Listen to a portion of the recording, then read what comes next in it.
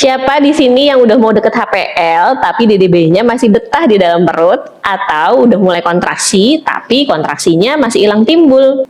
Rasanya pasti galau banget kan, Bun?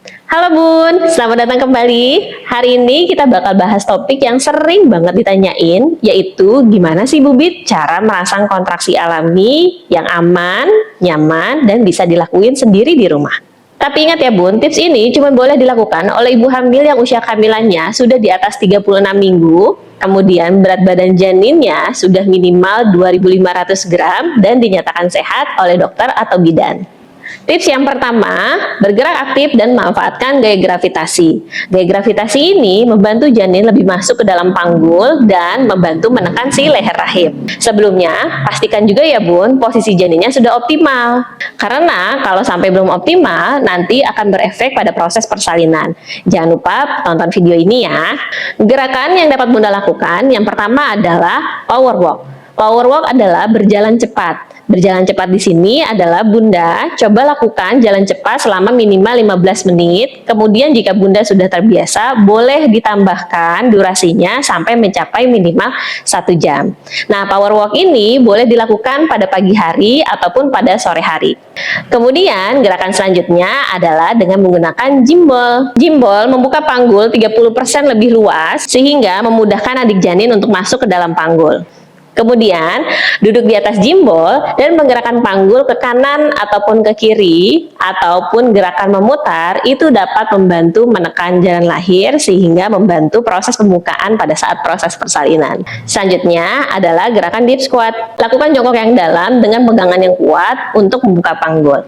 Nah, deep squat ini boleh Bun dari 36 minggu dilakukan minimal 25 kali dan bertahap tiap harinya di kelipatan 25. Jadi contoh, 3 hari pertama kita ngerjain 25, besok 50, kemudian besoknya lagi 75, dan seterusnya hingga maksimal 300 kali per hari. Tapi ingat ya Bun, kalau Bunda punya keluhan nyeri tulang kemaluan, sebaiknya skip gerakan ini sampai keluhannya menghilang, nanti Bunda boleh coba lagi.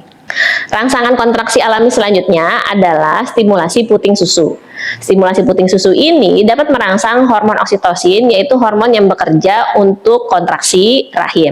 Stimulasi puting ini dapat Bunda lakukan 5-10 menit per hari, kemudian lakukan dengan gerakan yang lembut dan senyaman Bunda ya. Rangsangan selanjutnya yaitu hubungan intim. Nah, hubungan intim boleh dilakukan jika ketuban Bunda belum pecah ya Bun.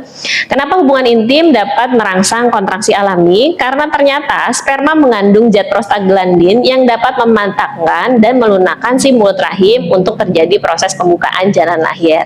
Nah, hubungan intim ini harus dilakukan dengan nyaman dan Bunda juga harus menikmatinya.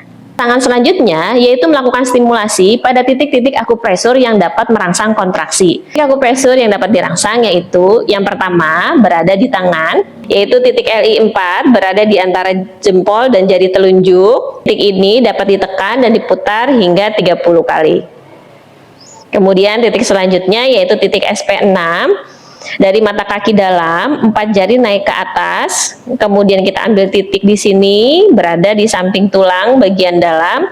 Lakukan stimulasi dengan menekan dan putar searah jarum jam. Beberapa orang merasakan rasanya kayak agak linu-linu sedikit. Kita boleh melakukan stimulasi pada titik akupresur ini 2-3 kali sehari. Dan ingat ya Bun, yang boleh melakukannya adalah ibu hamil yang sudah di atas usia kehamilan 37 minggu. Titik ini juga boleh distimulasi hingga proses persalinan ya Bun, untuk membantu agar kontraksi persalinan tetap bagus sampai DDB-nya lahir.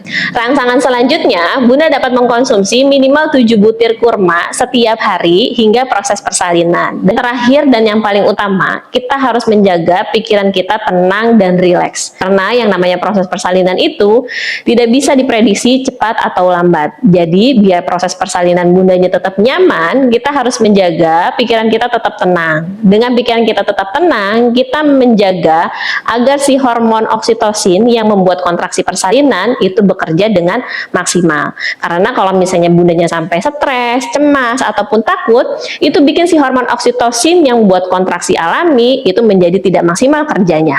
Jika si hormon oksitosin tidak bekerja dengan baik, maka akan menyebabkan kontraksinya menjadi tidak bagus, pembukaannya menjadi lama, dan sudah pasti proses persalinannya juga pasti lebih sulit. Jadi, pastikan Bunda selalu dalam kondisi yang tenang dan rileks ya Bun. Jika Bunda punya tips lain untuk merangsang kontraksi atau ada yang mau ditanyakan, jangan lupa tulis di kolom komentar ya. Semoga tipsnya membantu dan membuat persalinan Bunda menjadi lebih lancar. Sampai jumpa di video selanjutnya.